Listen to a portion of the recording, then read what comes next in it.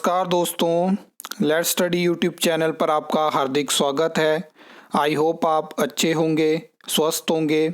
इस वीडियो में हम हिमाचल प्रदेश में आउटसोर्स भर्तियों के बढ़ते ट्रेंड के बारे में बात करेंगे और इसके पीछे का क्या काला सच है उसके बारे में हम बात करेंगे। किस तरह से आउटसोर्स भर्तियों में रिजेक्ट होने के बाद जो प्रदेश का युवा वर्ग है वो लगातार निराश होता जा रहा है, उसके बारे में हम बात करेंगे। जो प्रदेश के डिजर्विंग कैंडिडेट हैं वो इस टाइम पे सेल्फ डाउट में है, उसके बारे में हम बात करेंगे। इस वीडियो को आप एंड तक ज़रूर देखना।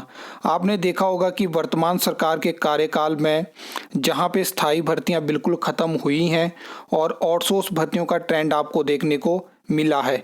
यहाँ पे इस टाइम पे मित्र भर्तियां होती हैं, आउटसोर्स भर्तियां आपको देखने को मिली हैं। उसमें किस तरह से सिलेक्शन होती है, मैक्सिमम हिमाचल प्रदेश के जो युवा वर्ग है, जो यहाँ के लोग हैं, वो जानते हैं कि यहाँ पे किस तरह से ज्वाइनिंग मिलती है, लेकिन कोई भी इस पे बात नहीं करना चाहता है। क्योंकि क्या होता है कि जब इस तरह की भर्तियां आती हैं तो मैक्सिमम लोग अपने जो है एफर्ट लगाते हैं कि कहीं ना कहीं हमें बिना टेस्ट के यहाँ पे ज्वाइनिंग मिल जाए। और ऐसा माइंडसेट इसलिए हुआ है क्योंकि सिर्फ वर्तमान सरकार ने हिमाचल प्रदेश में आउटसोर्स भर्तियों की शुरुआत नहीं करी है। लगभग 18 साल हिमाचल प्रदेश में इस तरह की भर्तियां होते हुए हो चुके हैं और इसमें कुछ ऐसी भर्तियां हुई हैं बीच में जिसमें कि बाद में आप उनको भी बैकडोर भर्तियां बोल सकते हो, लेकिन आउटसोर्स एक अलग तरह की भर्ती हो जाती है। मित्र भर्ती कोई अलग भर्ती हो जाती है, योजना के तहत होने वाली भर्ती अलग होती है, लेकिन कहीं ना कहीं उनको बाद में रेगुलर किया गया, जिसकी वजह से सबके माइंड में ये चीज़ होती है कि कहीं ना कहीं एक बार हमें किसी डिपार्टमेंट, बोर्ड, कॉरपोरेशन में ज्वाइनिंग मिल जाए, उसके बाद हम देखेंगे कि हम क्या जो है वो रेगुलर हो सकते हैं, कोर्ट केस करेंगे, ये सब जो है वो माइंड में रहता है। अब क्या हो रहा है कि मुझे पता है कि बहुत सारी ऐसी भी आउटसोर्स भर्तियां जिनके बारे में आपको जानकारी भी नहीं होगी कि कब वो एडवर्टाइज हुई और कब उनमें ज्वाइनिंग हो चुकी है। लेकिन मैं आपको बता दूं, HPSC-DC के माध्यम से हिमाचल प्रदेश में इस टाइम पे अधिकतर आउटसोर्स भर्तियां आपको देखने को मिलती हैं। HPSC-DC क्या करता है कि अलग अलग प्राइवेट कंपनीज़ को जो है वो ये काम देता है और फिर आपको उसके रिक्रूटमेंट नोटिस देखने को मिलते हैं, फिर वहाँ पे वॉक इन इंटरव्यू करवाए जाते हैं और उसके बाद ज्वाइनिंग हमें देखने को मिलती है। अब कुछ का होता है कि हमें प्रॉपर रिजल्ट देखने को नहीं मिलता है, तो जब आपको HPSC-DC की वेबसाइट पे पूरे जो कैंडिडेट जो उस वॉक इन इंटरव्यू में गए थे उनकी लिस्ट देखने को मिल जाती है, उसका मतलब है कि रिजल्ट आ चुका है और ज्वाइनिंग हो चुकी है। अब मेन चीज़ के ऊपर बात कर लेते हैं कि क्या होता है कि जब किसी स्टेट में रेगुलर भर्तियां ख़त्म होती हैं तो वहाँ का जो युवा होता है तो उसके पास ऑप्शन नहीं रहता है कि वो किस तरह की जॉब के लिए अप्लाई करे। फिर उनको अपने सामने अपॉर्चुनिटी दिखती है क्योंकि सरकार को पता है कि जॉब की ज़रूरत है। मैं आपको बता दूं कि चाहे आप पूरे इंडिया के अलग अलग स्टेट्स की बात करो, किसी एक स्टेट की बात करो, तो यहाँ पे क्या है कि सबसे बड़ी जो एम्प्लॉयमेंट अपॉर्चुनिटी आपको देखने को मिलती थी वो आपको गवर्नमेंट सेक्टर में ही देखने को मिलती थी। कॉरपोरेट सेक्टर से ज़्यादा आपको गवर्नमेंट सेक्टर में अलग अलग स्टेट्स की मैं ये बात कर रहा हूँ अपॉर्चुनिटी देखने को मिलती थी।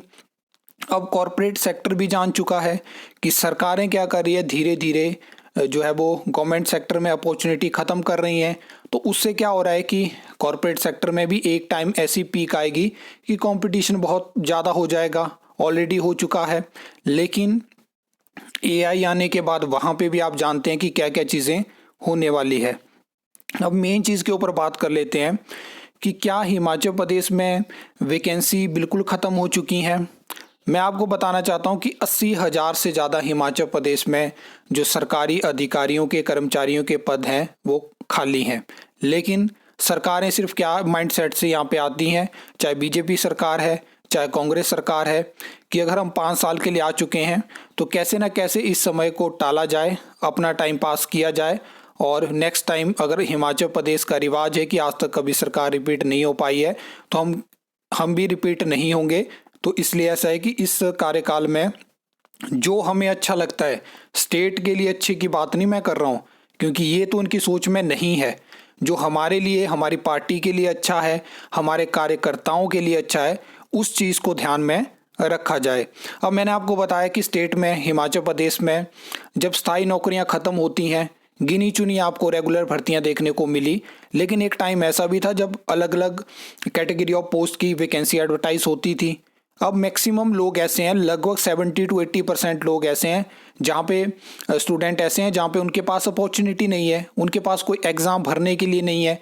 मैक्सिमम लोग तो अब शिफ्ट हो चुके हैं, वो सेंटर के जो भी एग्ज़ाम निकलते हैं उनके लिए भी अप्लाई करते हैं। कोई प्राइवेट जॉब कर रहा है, कोई और चीज़ें कर रहे हैं, कोई बिजनेस कर रहा है। लेकिन मेन चीज़ ऐसी होती है कि जब आउटसोर्स अपॉर्चुनिटी आती है वहाँ पे स्टूडेंट अप्लाई करते हैं। और मैंने आपको बता दिया कि हिमाचल प्रदेश के सभी लोग जानते हैं कि कैसे आउटसोर्स जॉब में ज्वाइनिंग मिलती है।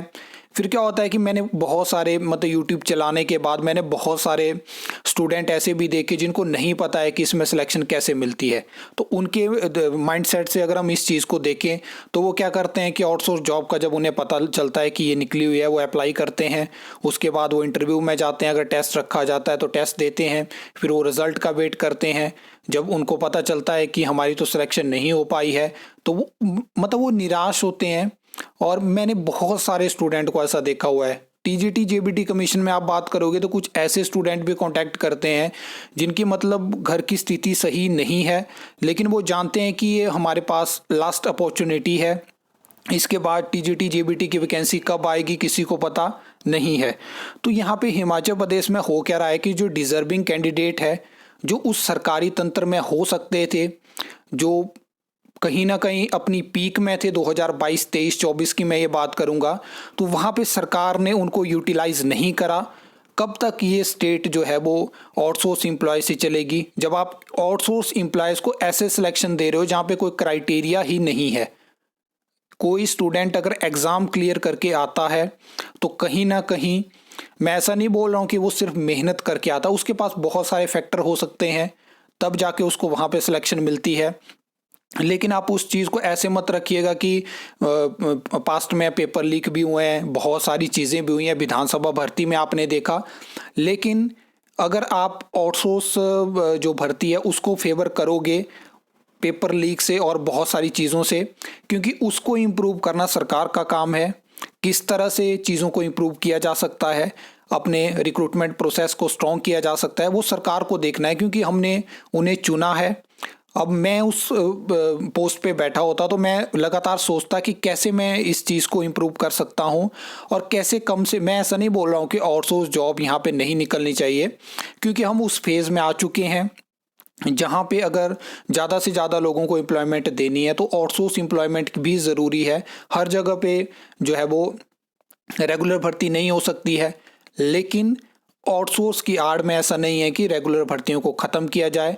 नायब तहसीलदार की भर्ती यहाँ पे नहीं हो पा रही है, ड्रग इंस्पेक्टर की भर्ती यहाँ पे नहीं हो पा रही है, जेई सिविल की भर्ती यहाँ पे नहीं हो पा रही है, सेक्रेटरीट क्लर्क की भर्ती यहाँ पे नहीं हो पा रही है, जीओआईटी की भर्ती यहाँ पे नहीं हो पा रही है, यहाँ पे एग्रीकल्चर एक्सटेंशन ऑफिसर की भर्ती।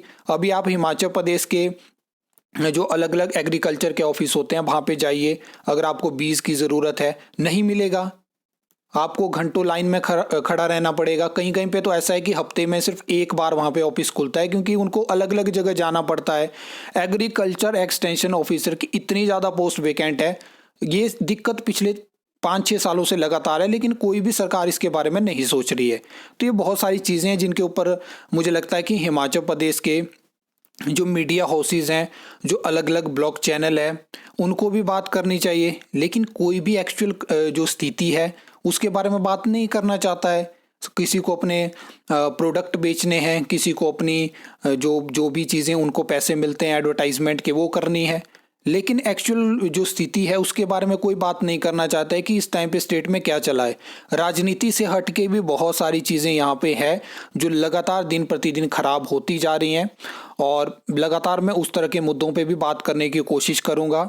और राजनीति को हम साइड में रखेंगे, लेकिन कुछ लोग होते हैं जो कमेंट कर देते हैं कि आप लगातार भर्तियों के साथ साथ राजनीति पे भी टारगेट करते हो। तो मैं उनको हमेशा एक लाइन कहता हूं कि जब भर्तियों में राजनीति हो सकती है तो हम भी राजनीति के ऊपर बात कर सकते हैं, और इसी की वजह से हिमाचल प्रदेश में स्थायी भर्तियां ख़त्म हुई हैं। आई होप आपको ये वीडियो अच्छी लगी होगी, इन्फॉर्मेटिव लगी होगी। तो वीडियो को लाइक कमेंट शेयर कर सकते हो, चैनल को सब्सक्राइब कर सकते हो फॉर द न्यू अपडेट्स के लिए।